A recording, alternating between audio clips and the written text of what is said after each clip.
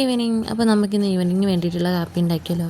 ഞാൻ ഫോൺ എടുത്തിട്ട് വീഡിയോ ഓണാക്കിയപ്പോൾ അവൾ വിചാരിച്ചു അവളുടെ വീഡിയോ എടുക്കാനാണെന്ന്. അതുകൊണ്ട് കുറേ നേരം കൊണ്ട് എൻ്റെ അടുത്ത് ചിരിക്കുകയായിരുന്നു. എന്നിട്ട് പിന്നെ പുട്ടുണ്ടാക്കാമെന്ന് വിചാരിച്ചു രാത്രിയിലത്തേക്ക് വേണ്ടിയിട്ട്. പുട്ടിന് കറിയായിട്ട് ഉച്ചയ്ക്ക് നല്ല മുളകിട്ട് മീൻ കറി വെച്ചിട്ടുണ്ടായിരുന്നു. അപ്പോൾ പിന്നെ അത് തന്നെ മതിയല്ലോ.